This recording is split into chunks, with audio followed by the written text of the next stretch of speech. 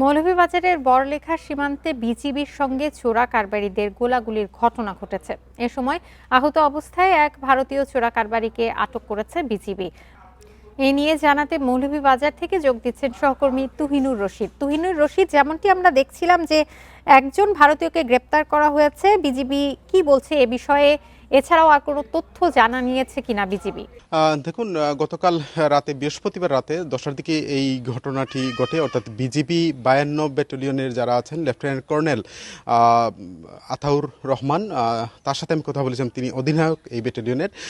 তো তিনি আমাকে যেটি জানিয়েছেন যে তারা গোপন সংবাদের ভিত্তিতে খবর পান যে এখানে একটি চক্র, অর্থাৎ ভারতীয় একটি চক্র, তারা অস্ত্র মাদক নিয়ে বাংলাদেশে প্রবেশ করবেন এরকম তাদের তাদের গোয়েন্দা তথ্যের ভিত্তিতেই তারা মূলত এখানে উৎপেতে থাকেন। এবং বাংলাদেশ এবং ভারতের যে সীমারেখা রয়েছে সেই জিরো লাইন থেকে 800 গজ ভেতরে কিন্তু এই চক্রটি, অর্থাৎ 4 থেকে 5টি একটি চক্র চোরা কারবারি তারা বলছেন, তারা প্রবেশ করে বাংলাদেশে। এবং তাদেরকে দেখে যখন তারা তাদেরকে জিজ্ঞাসাবাদ করে আটকায়, তখনই তারা মূলত বিজিবির উপর আক্রমণ করে অস্ত্র দিয়ে, পাল্টা আক্রমণ করে বিজিবি। এবং এর মধ্যে কিন্তু 4-5 জন তারা ছিল, 3 থেকে 4 জন তারা পালিয়ে যেতে সক্ষম হয়, অর্থাৎ ভারতেই তারা ফিরে যায়।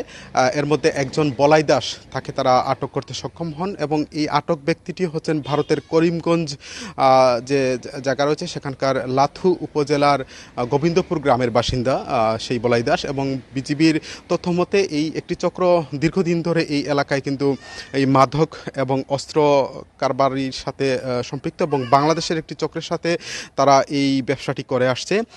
তো তারা বলছেন যে যাকে আটক করা হয়েছে সেই বলাই দাসকে গতকাল রাতেই তারা বড়লেখা থানায় হস্তান্তর করেছেন। এ বিষয়ে তারা একটি মামলা করেছেন। তো বিজিবির তরফ থেকে আমাকে যেটি জানিয়েছেন যে তারা বলছেন যে তারা যে সীমারেখা বা সীমান্ত রেখাকে তারা নিরাপত্তা রাখার জন্য তাদের যে অভিযান বা তাদের যে নজরদারি সেটি তারা আরও শক্ত করেছেন, যাতে এই এলাকা দিয়ে চোরাকারবারীরা যে নিরাপদ জোন হিসেবে গড়ে তুলেছেন সেটিকে তারা ভেঙে দিতে চান, এমনটি কিন্তু বিজিবির অধিনায়ক আমাকে জানিয়েছেন।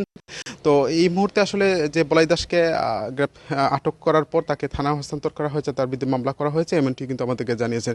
তো এইটা হচ্ছে আসলে বড়লেখার যে সীমারেখা বা বড়লেখা সহ এই এলাকায় এই জোনটি মূলত চোরাকারবারীদের নিরাপদ জোন হিসাবেই কিন্তু চিহ্নিত করা হয়েছে। অর্থাৎ এখানে পাহাড়ি এলাকা রয়েছে, এই পাহাড়ি এলাকা দিয়ে কিন্তু চোরাকারবারীরা নিরাপদেই ভারত থেকে যেসব অবৈধ মালামাল তারা আমদানি বাংলাদেশে প্রবেশ করে, এবং এটি দুদেশের চোরাকারবারীদের একটি নিরাপদ জোন হিসেবে বিবেচিত।